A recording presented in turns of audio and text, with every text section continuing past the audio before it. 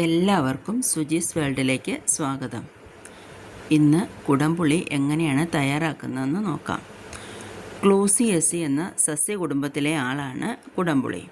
അമ്ലഗുണമുള്ള കുടംപുളി മീൻകറിയിലെ പ്രധാന ചേരുവയാണ്. തോട്ടുപുളി, മീൻപുളി, മരപ്പുളി, പിണംപുളി എന്നൊക്കെ അറിയപ്പെടുന്നത് ഈ കുടംപുളിയാണ്. ഇത് എങ്ങനെയാണ് ശേഖരിക്കുന്നതെന്ന് നോക്കാം. മിക്കവാറും ആറിൻ്റെയും തോടിൻ്റെയും കരകളിലൊക്കെ ആയിരിക്കും താഴ്ന്ന പ്രദേശങ്ങളിൽ ഇവ കാണുന്നത്. ഇതേപോലെ തോട്ട് കെട്ടി വെള്ളത്തിൽ നിന്ന് ശേഖരിച്ച പുളി വൃത്തിയായി കഴുകിയെടുക്കുന്നു. അത് മുറിച്ച് ഉള്ളിലെ കുരുവും പൾപ്പും നീക്കം ചെയ്തതിന് ശേഷം അടുപ്പിന് മുകളിലോ അല്ലെങ്കിൽ പ്രത്യേകമായി തയ്യാറാക്കിയതോ ആയ ചേരിൽ അല്ലെങ്കിൽ തട്ടിൽ നിരത്തിയാണ് പുളി ഉണക്കുന്നത്. ഞാനിവിടെ ഇരുമ്പ് കമ്പി കൊണ്ട് തീർത്ത ഒരു വലയാണ് ഉപയോഗിച്ചിരിക്കുന്നത്. അത് അടുപ്പിന് മുകളിൽ ഞാൻ കെട്ടി ഉറപ്പിച്ചിരിക്കുകയാണ്. അതിലേക്കാണ് പുളി നിരത്തുന്നത്. താഴെ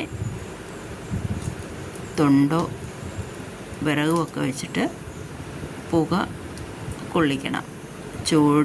മഴക്കാലത്താണ് പുളി സാധാരണ ഉണ്ടാവുന്നത്. ഇതേപോലെ കഞ്ഞി വയ്ക്കുന്നതിന് മുകളിലായിട്ടാണെങ്കിൽ രണ്ട് കാര്യവും ഒരേപോലെ നടക്കും. അങ്ങനെ പുക കൊണ്ട് ഉണങ്ങി പരുവമാകുന്ന കുടംപുളിയാണ് ഇത്. നന്നായി ഉണക്കായ പുളിയെ നമുക്ക് ഒരു ചാക്കിലേക്ക് നിരത്തി അതിലേക്ക് ഉപ്പും വെളിച്ചെണ്ണയും ചേർത്ത് കൊടുക്കാം. എന്നിട്ട് നന്നായി തിരുമിയെടുക്കണം. ഉപ്പും വെളിച്ചെണ്ണയും ചേർന്ന് പുളിയുടെ ആ ക്ഷാരാംശത്തെ കുറച്ചൊന്ന് മയപ്പെടുത്താനും കൂടുതൽ കാലം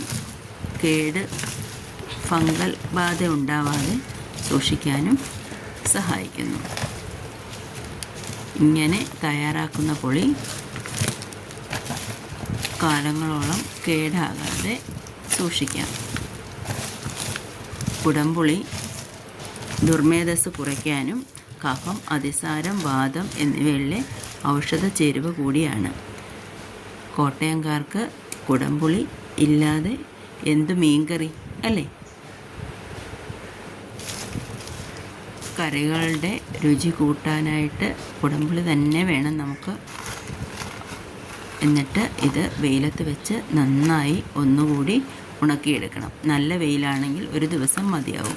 പിന്നീട് ഇത് കുപ്പികളിൽ ശേഖരിച്ച് വയ്ക്കാം.